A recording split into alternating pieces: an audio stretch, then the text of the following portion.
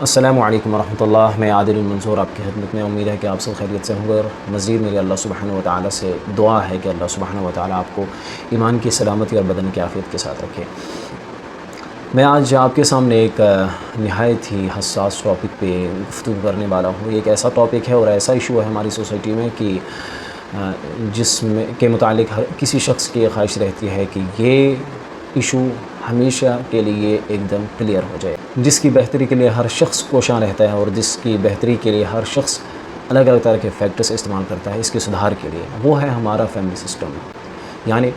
خاندانی نظام کے انتشار کے اسباب جو آج ہماری سوسائٹی میں پائے جاتے ہیں۔ ہر کوئی شخص یہ چاہتا ہے کہ دور ہو میری فیملی سے، اور میری فیملی کا اس کے ساتھ کسی طرح کا کوئی تعلق ہی نہ رہے۔ اگر ہے بھی ہماری سوسائٹی، ہماری فیملی میں اگر وہ چیزیں پائی بھی جاتی ہے کہ جو فسادات، جھگڑے اور باقی آپسی رنجشوں کا باعث بنتی ہیں، تو ہر کوئی شخص اس کے تدارک کا ایک لاہ عمل اپنی ذاتی طور سے طے کر لیتا ہے۔ تو بہرحال جو فیکٹس شریعت کے اصولوں کے تحت ہوں گے، اور جو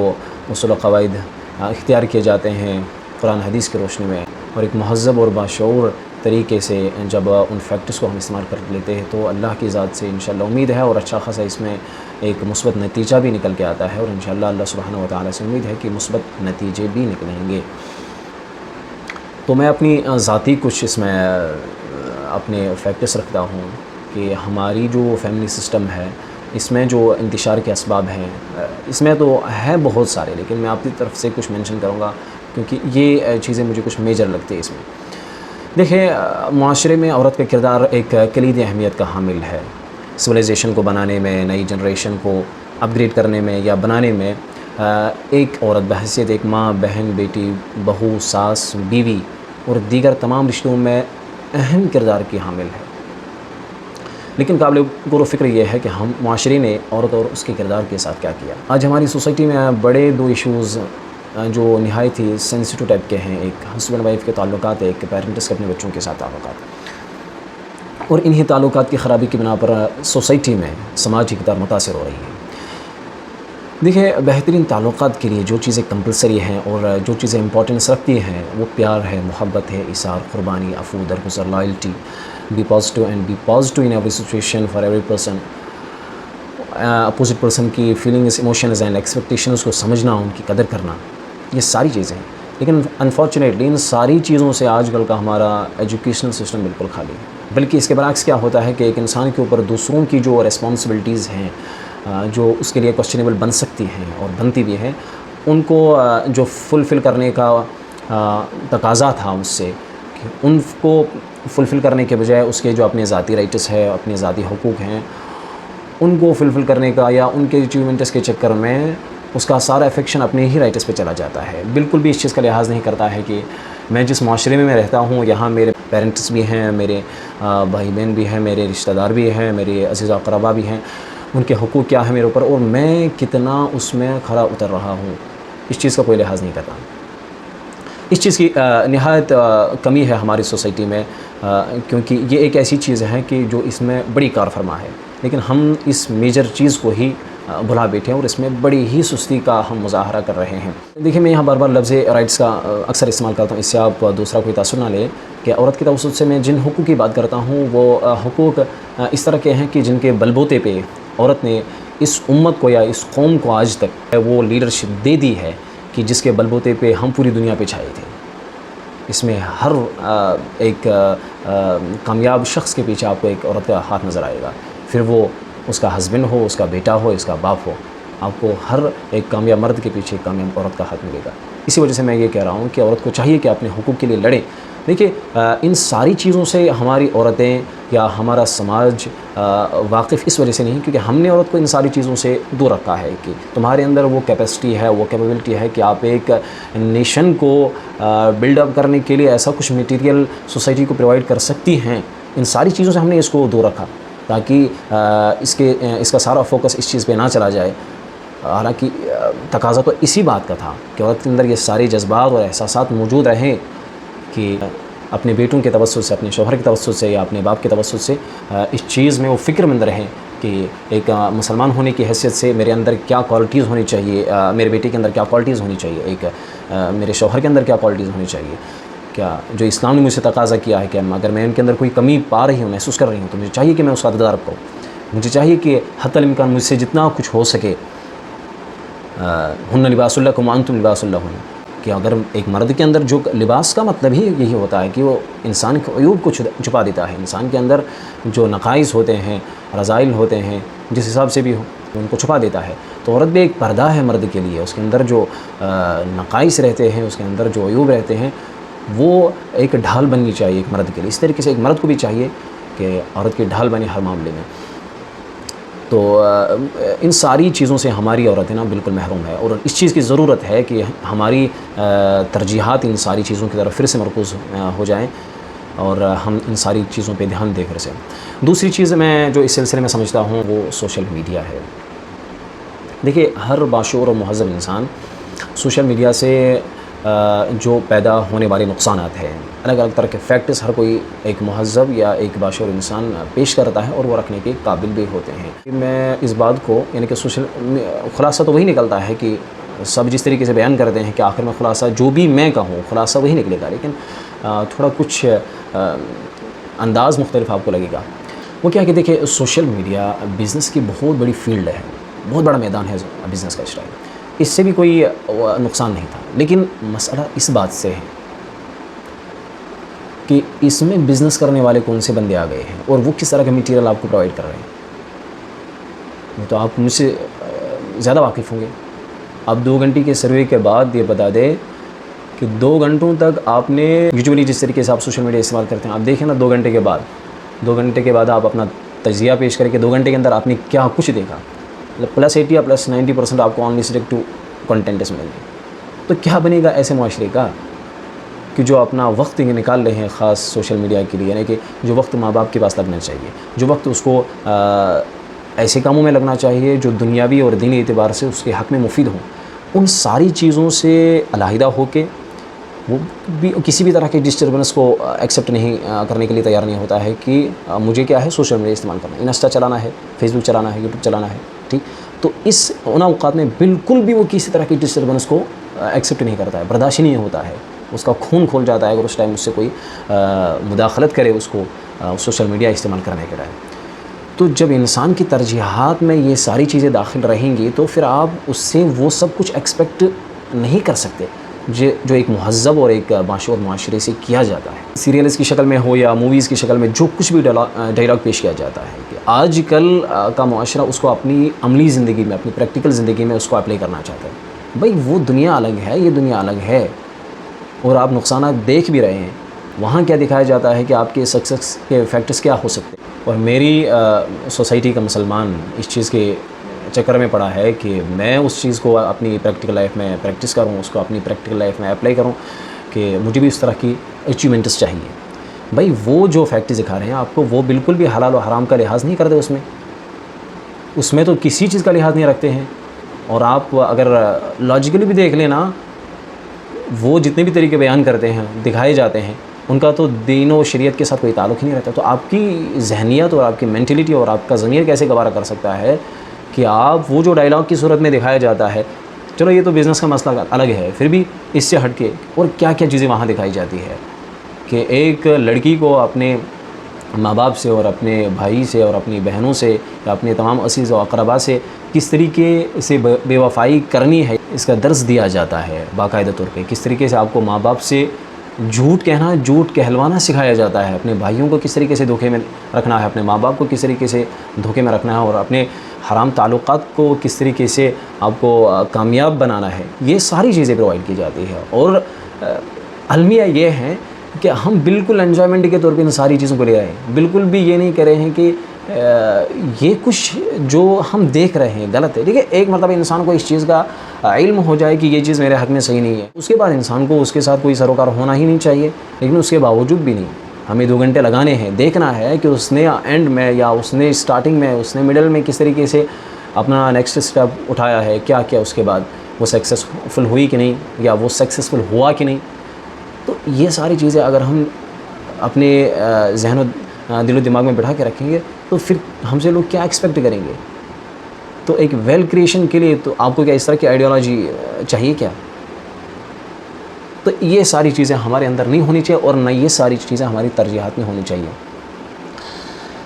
اور تیسری چیز میں جو اس سلسلے میں سمجھتا ہوں کہ وہ ایسے این جی اوز اور اداروں کی سرگرم جدوجہد ہے جو جنڈر جسٹس کے لیے کام کرتی ہے۔ دیکھیے، جنڈر جسٹس کا نعرہ لگانے والی جو آرگنائزیشنز ہیں وہ اس بات پہ لوگوں کو ابھارتی ہے کہ مرد اور عورت میں ایکویلٹی نہیں ہے، ایکویلٹی ہونی چاہیے، اس چیز کا نعرہ لگایا جاتا ہے۔ دیکھیے، اسلام مساوات کی بات نہیں کرتا، ایکویلٹی کی بات نہیں کرتا ہے، یعنی مرد اور عورت میں اسلام ایکویلٹی کی بات نہیں کرتا ہے بلکہ وہ جسٹس کی بات کرتا ہے۔ یعنی کہ آپ بالفاظ دیگر اس بات کو اس طریقے سے سمجھ سکتے ہیں کہ اسلام ہر اس ایکویلٹی کی بات کرتا ہے کہ جس میں جسٹس ہو، یعنی جس میں دونوں کے ساتھ جسٹس ہو۔ آپ کسی ٹریک پہ دونوں کو کھڑا کرنا چاہتے ہیں لیکن اینڈ میں کیا ہوتا ہے کہ ایک کے ساتھ انصاف ہوتا ہے اور ایک کے ساتھ ناانصافی ہوتی ہے، تو پھر اس صورت میں آپ قصوروار ہو سکتے ہیں۔ ایک طرف عورت کے ساتھ انتہائی ظلم ہو رہا ہے اور دوسری طرف سے اس کی حق میں بیجا طرفداری ہو رہی ہے، تو یہ کیسا کانسیپٹ ہے؟ یہ تو ایک نان سینسیبل کانسیپٹ ہے، تو نئے لاجیکلی فٹ بیٹھتا ہے اور نئے اکارڈنگ ٹو فیکٹس فٹ بیٹھتا ہے۔ تو ہمیں چاہیے کہ ان ساری چیزوں پہ اچھی طریقے سے تجزیہ کریں، اپنے دل و دماغ سے ہوش و حواس سے کام لے لیں۔ پھر جہاں تک بات ہے ریوارڈس اینڈ رائٹس کی، یعنی کہ شریعت نے دونوں کو حق دے دیا ہو، چاہے وہ مرد ہو یا چاہے وہ عورت ہو۔ جہاں تک رائٹس کی بات ہے کہ اسلام کے مطابق عورت کو بھی اپنی زندگی جینے کا حق ہے، اس کو غلامانہ زندگی جینے کا شریعت نے تو نہیں کہا، اسی طریقے سے مرد کو بھی حق ہے، اکارڈنگ ٹو اسلام آپ کو اپنی زندگی گزارنے کا حق ہے۔ اور پھر رائٹس کی جہاں تک بات ہے، جس طریقے سے اسلام نے ایک مرد کو اس کے اعمال پر جو اجر و ثواب کا ایک چیپٹر رکھا ہے، تو وہ تو عورت کے حق میں بھی بالکل برابر ہے، کوئی اس میں فرق نہیں ہے۔ ہاں، رول اینڈ رسپانسبلٹی میں فرق ہے جو ان کی فزیکل اینڈ سائیکالوجیکل ودیاتوں کے حساب سے ضروری ہے، اور اسی فزیکل اینڈ سائیکالوجیکل ڈفرینس کی وجہ سے ان کے سوچ کا نقطہ نظر ہے وہ بالکل مختلف ہو سکتا ہے، ظاہر ہے۔ لیکن اسی سے ہی دیکھیں اللہ سبحانہ و تعالیٰ کی اسٹریٹجی کیا ہے، مطلب انسان کی عقل حیران ہو جاتی ہے اسی نقطۂ نظر کے مختلف ہونے کی وجہ سے، یعنی کہ اس کے اندر اللہ پاک نے الگ طرح کا رکھا ہے، اس کے اندر الگ طرح کا رکھا ہے، تو اسی کے مختلف ہونے کی وجہ سے انسان کی زندگی خوشگوار بن جاتی ہے۔ کیسے؟ ایک ہی ایشو کے متعلق دونوں پارٹنرز کا الگ الگ رائے ہے، لیکن مختلف رائے ہونے کے باوجود بھی اگر وہ کسی مسئلے پر متفق ہو جاتے ہیں تو یہ ان کے مہذب اور بااخلاق اور باشعور ہونے کی سب سے بڑی علامت ہے کہ دونوں کا الگ الگ ایک مسئلے کے متعلق وہ تھا کہ ہر ایک اپنی ذاتی طور سے اپنے آپ کو اس میں پرفیکٹ سمجھتا تھا کہ میری رائے اس میں، یعنی کہ میں سمجھتا ہوں کہ اگر یہ ہو جائے تو بہتر ہے، وہ سمجھتی تھی کہ اگر یہ ہو جائے تو بہتر ہے، لیکن دونوں کا مختلف رائے ہونے کے باوجود بھی دونوں اس بات پہ راضی ہونے کہ اب تیسرا ڈیسیجن یہ ہے اور دونوں کا وہ ایک ہی بن جاتا ہے۔ اسی سے یہ بات پتہ چل جاتی ہے کہ یعنی کہ شوہر کو یہ پتہ چل جاتا ہے کہ میری بیوی میرے حق میں وہ کتنا لائل ہے اور وہ کتنا میرے حق میں بہتر سوچتی ہے، اور اسی طریقے سے عورت کو بھی یہ ساری چیزیں پتہ چل جاتی ہے کہ وہ میرا کتنا احترام کرتا ہے، اس کے دل میں یا اس کے مائنڈ سیٹ میں میری ذات کو لے کر کس طرح کے خیالات ہیں یا کس طرح کا سوچ و وچار ہے، یہ ساری چیزیں اس چیز میں نکل کے آتی ہے۔ تو یہ ساری چیزیں ایک عورت کر سکتی ہے، اس کے اندر اللہ پاک نے یہ چیزیں رکھی ہیں کہ وہ ان ساری چیزوں کا انجام دے سکتی ہے۔ اور ظاہر ہے کہ مرد کے اندر اللہ سبحانہ و تعالیٰ نے اس طرح کا مادہ زیادہ رکھا ہے کہ اگر کوئی بھی اس کو رائے دے دیتا ہے وہ سوچنے پہ مجبور ہو جاتا ہے، یعنی کہ اس کی نظر بہت وسیع ہوتی ہے، کافی دور تک اس کی نظر رہتی ہے، لیکن عورت میں جو ہے مرد کے مقابلے میں اس طرح کا زیادہ کچھ وہ نہیں ہوتا ہے۔ لیکن اگر کمپرومائز کرنے کی بات آ جائے تو کمپرومائز کرنا چاہیے ایک عورت کو اس سلسلے میں، اور وہ اس کے اہل ہے، وہ یہ کر سکتی ہے، وہ شوہر کو اس سلسلے میں کافی مدد کر سکتی ہے اور وہ اس کے اہل ہے، وہ کر سکتی ہے۔ عورت کے اس پہلو کو ہمیں اجاگر کرنے کی کوشش کرنی چاہیے، تو یہ ہمارے حق میں بہت زیادہ مفید ہوگا۔ اس کے علاوہ ایک اور چیز میں سمجھتا ہوں کہ وہ جہیز ہے۔ دیکھیے، یہ ایک لعنت ہے، اس کے علاوہ اس کے متعلق کوئی ڈسکشن ہونی نہیں چاہیے۔ اس کے خرافات، اس کے نقصانات کیا ہیں معاشرے میں، اس کا کیا اثر پڑ رہا ہے، یہ ہماری آنکھوں کے سامنے ہے۔ دیکھیے، کچھ گناہ ایسے ہیں کہ ان کا جو اثر ہے انسان کی ذات تک محدود رہتا ہے۔ میں بے نمازی ہوں، صحیح، میں اللہ بچائے کسی دوسرے گناہ میں ملوث ہوں، ایسا ہو سکتا ہے کہ جب تک کہ اس کا نقصان میری ذات تک محدود ہے تو میری ذات تک ہی ہے۔ لیکن یہ جو جہیز کا مسئلہ ہے، زندگیاں چھین لیتا ہے لوگوں کی۔ آپ دیکھ رہے ہیں کتنے واقعات، ریسنٹلی وہ عائشہ نام کی ایک لڑکی تھی جس نے وہ سوسائڈ کیا تھا، تو کیا ہوا، زندگی چھین لی اس کی، اور دیگر واقعات، یعنی ڈیورس وغیرہ ہو جاتا ہے، یعنی اس طرح کے واقعات انسان ایک دم ہکا بکا رہ جاتا ہے کہ انسان نے وہ سوچا بھی نہیں ہوتا کہ اس طرح کا ماحول بھی کریٹ ہو سکتا ہے کہ اس چیز کو لے کے ڈیورس کو۔ کیا ہوتا ہے کہ بہو دہیج لے کے نہ آئے تو وہ اس کو چڑھاتی رہتی ہے، تانا دیتی رہتی ہے، تم تو فقیروں کی تھی، تم تو فقیر خاندان سے ہو کے آئی ہو. تو اس کی وجہ سے اس کا جو شوہر ہے وہ ڈپریشن میں چلا جاتا ہے. تو پھر کہا جاتا ہے کہ یہ لڑکی آ کے ہمارے گھر میں ہم سے ہمارے اولاد کو ہم سے جدا کر دیا، ہم سے ہمارے بیٹے کو جدا کر دیا. آج تک 20 سال 25 سال 30 سال تک ہمارا بیٹا ہمارے پاؤں چومتے چومتے وہ تھکتا نہیں تھا، لیکن آج دیکھیے چند دن کے، 1 ہفتے 2 ہفتے 1 سال 2 سال کچھ مہینوں کے بعد اس نے ایسا کچھ اس کے اوپر جادو کرا. بھائی وہ جادو وادو کا کچھ نہیں ہوتا ہے، وہ تمہارا جو مائنڈ سیٹ ہے وہ اس کا الگ ایک چیپٹر کھل جاتا ہے جب کسی کی لڑکی آ جاتی ہے ہمارے گھر میں. تو پھر ظاہر ہے کہ اس کا تو اثر پڑے گا نا. اس کو اپنی لائف پارٹنر ہے، پوری زندگی اس کے ساتھ گزارنی ہے. پتہ نہیں وہ کس طرح کی ترجیحات وہ ایفیلیٹ کر دیتا ہے اپنی اس پارٹنر کے ساتھ، اپنی بیوی کے ساتھ. تو اس کو تو ساری رسپانسبلٹیز اسی کی ذمہ رہتی ہے، اس کو پالنے پوسنے کا، ہر ایک چیز کا خیال رکھنے کا. شوہر کے علاوہ کے اوپر تو کسی اور کے اوپر تو ذمہ داری نہیں ہوتی ہے بیوی کی. اس کو وہ تو سیریسلی لیتا ہے اس چیز کو. تو پھر کیا ہوتا ہے کہ ایک وقت آتا ہے کہ بچے کو انتخاب کرنا پڑتا ہے کہ مجھے ماں کی طرف جانا ہے یا مجھے بیوی کی طرف چلے جانا ہے. تو ایسا نہ کرے ہم. تو اس طرح کا ماحول ہمیں چاہیے کہ ہم خود کنٹرول کر لیں اگر ہم چاہیں. ساری چیزیں ہمارے ہاتھ میں ہیں. تو اگر ہماری یہ ترجیحات میں نہیں ہوں گی کہ ہم ان چیزوں کا خیال رکھیں کہ خاندانی نظام کی بہتری کے لیے کون سے فیکٹرز ہمیں اختیار کرنے چاہیے، تو پھر ایسی چیزیں وجود میں آ جاتی ہے. تو پھر آپ لاکھ کوششیں کرنے کے باوجود بھی اس کا تدارک نہیں کر پاتے ہیں. اور ایک وجہ میں اس میں سمجھتا ہوں کہ لڑکا لڑکی کی رضامندی کا خیال نہیں کیا جاتا ان کی شادی میں، ان کے نکاح کے سلسلے میں. یہ چیز ایلابریٹ کرنے کی ضرورت ہے، لیکن اس میں کیا ہے کہ دونوں پہلوؤں سے ہمیں دیکھنا چاہیے. بچوں کے حوالے سے بھی دیکھنا چاہیے، بچوں کو اپنے والدین کا لحاظ رکھنا چاہیے اور والدین کو اپنے بچوں کا لحاظ رکھنا چاہیے. یعنی کہ الفاظ دیگر آپ اس طریقے سے اس بات کو سمجھ لیں، اگر کبھی کبھار بچے کہہ دے والدین کو کہ مجھے شادی کی عمر ہو چکی ہے، یعنی شادی کی عمر کو پہنچ چکے ہیں، اپنے والدین سے اگر ایڈوائز کر لیں ہمیں شادی کرنی ہے، مشورہ دے دیں، اور اگر وہ انتخاب یہیں سے دے دے کہ مجھے فلاں جگہ کرنی ہے، تو والدین کو چاہیے کہ ان کی اس رائے کا احترام کرے. دیکھیے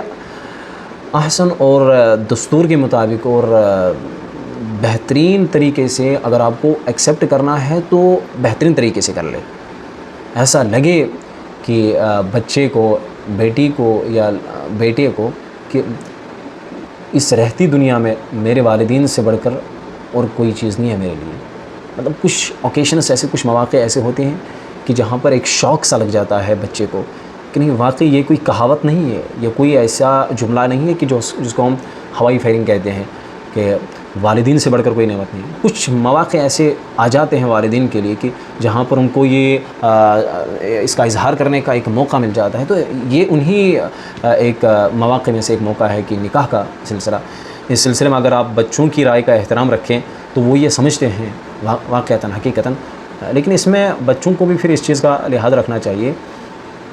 کہ ہم نے جس چیز کا انتخاب کر لیا ہے ایسا ہونا چاہیے کہ انتخاب ایسا ہو کہ والدین ہاں کیے بغیر نہ رہ سکیں. انتخاب بھی ایسا ہونا چاہیے. دیکھیں ہماری اسلامک سائیکالوجی جو ہے اس میں ایک چیز پڑھائی جاتی ہے، اس کو کہتے ہیں یقینی مقدمات. اس میں 5 چیزیں آتی ہیں، 5 طریقے بیان کیے جاتے ہیں کہ جس میں آپ کو یقین کا درجہ حاصل ہو جاتا ہے کسی بھی مسئلے کو لے کر. تو جہاں پر وہاں یعنی کہ نالج کو مینشن کیا گیا ہے، نالج کے بلبوتے پر بھی اگر ایک مضبوط اتھینٹک سورس سے آپ کو نالج مل رہی ہے تو پھر آپ کو یقین کا درجہ حاصل ہو جاتا ہے کسی چیز کے متعلق. ایک وہاں یہ کہا کہ تجربات کی بنیاد پر بھی ہمارے والدین کو زندگی گزارنے کا یا پارٹنر کے انتخاب کا ایک خاصا تجربہ ہو چکا ہوتا ہے. وہ اس وجہ سے کیونکہ انہوں نے 20 سال 30 سال اپنے لائف پارٹنر کے ساتھ گزاری ہوتی ہیں، تو ان کو یہ ساری چیزیں محسوس ہو چکی ہوتی ہیں کہ کیا ایک مرد کی کوالٹیز ہونی چاہیے اور کیا ایک عورت کی کوالٹیز ہونی چاہیے، یعنی کہ پارٹنر کی کوالٹیز کیا ہونی چاہیے. تو آپ ان سے سن لیں، اگر وہ کبھی انکار بھی کر دیں آپ ان سے سن لیں کہ اگر آپ میرے انتخاب کے حق میں نہیں ہے تو وجہ کیا ہے. اور والدین سے میری ریکویسٹ یہ ہے کہ اگر آپ کو اپنے بیٹے کا انتخاب یا جہاں آپ کا بیٹی ہو یا بیٹی ہو جہاں وہ شادی کرنا چاہتے ہوں اگر آپ کو پسند نہیں ہے وہاں تو ان کو احسن طریقے سے بااخلاق طریقے سے اس کو آپ ریجیکٹ کر دیں، تاکہ لگے کہ ہمارے پیرنٹس ہمارے حق میں کوئی دشمن نہیں ہے۔ میں نے کہا پہلے یہ ایک حساس ایک موضوع بھی ہے اور ایک حساس ایک موقع بھی ہے کہ جہاں پر خوشی کی بھی انتہا نہیں ہوتی اور غم کی بھی انتہا نہیں ہوتی، تو اس میں چاہیے کہ اس میں ہم لحاظ رکھیں۔ دیکھیے ایک مرتبہ نبی علیہ الصلوۃ والسلام کے پاس ایک لڑکی آئی تو انہوں نے کہا کہ یا رسول اللہ میرے والد نے میری مرضی کے خلاف میرا نکاح کر دیا، اور جس سے نکاح کیا انہوں نے میرا وہ ان کا بھتیجا ہے۔ تو نبی علیہ الصلوۃ والسلام نے فرمایا کہ آپ کو پورا اختیار ہے، آپ اس نکاح کو باقی اگر رکھنا چاہیں تو رکھ لیں، اگر توڑنا چاہیں تو آپ کو اختیار ہے اس چیز کا۔ اس کے بعد اس نے کہا کہ میرے ماں باپ نے میرے حق میں جو فیصلہ کیا ہے وہ مجھے خوشی خوشی قبول ہے، میں صرف یہاں یہ بات لڑکیوں کو بتانے کے لیے آئی کہ آپ کے والدین اس سلسلے میں خود مختار نہیں ہیں، آپ بالغ ہو چکے ہیں، نکاح کا وقت آ چکا ہے، اس سلسلے میں آپ کے والدین بالکل بھی خود مختار نہیں ہے کہ وہ اپنی من مرضی کے مطابق آپ سے کہے بغیر، آپ کی مرضی پوچھے بغیر، آپ کی مرضی کا لحاظ رکھے بغیر اور آپ کے خواہش کا لحاظ کیے بغیر اگر وہ اس سلسلے میں اپنا ہی فیصلہ منوائیں تو وہ شریعت کے اعتبار سے کوئی قابل معتبر نہیں ہوتا ہے۔ تو یہ کچھ چیزیں میں نے یہاں مینشن کی ہے، ہو سکتا ہے کہ اس میں کچھ چیزیں آپ کو ایسا محسوس ہو چکی ہوں کہ جو آپ کو لگے کہ ہاں ایسی چیزیں ہونی چاہیے کہ جن کی توسط سے ہم معاشرے میں ایک اچھی خاصی تبدیلی لا سکتے ہیں، تو ان پر اللہ پاک مجھے بھی عمل کرنے کی توفیق دے اور آپ کو بھی عمل کرنے کی توفیق، اور مزید اللہ سبحانہ و تعالیٰ سے دعا کیجیے گا کہ اللہ سبحانہ و تعالیٰ ہمیں ایک مہذب اور ایک باشعور معاشرہ تشکیل دینے کی توفیق عطا فرمائے اور اپنے خاندانی نظام کو بہتر سے بہترین بنانے کی توفیق عطا فرمائے۔ اجازت دیجیے، السلام علیکم ورحمۃ اللہ۔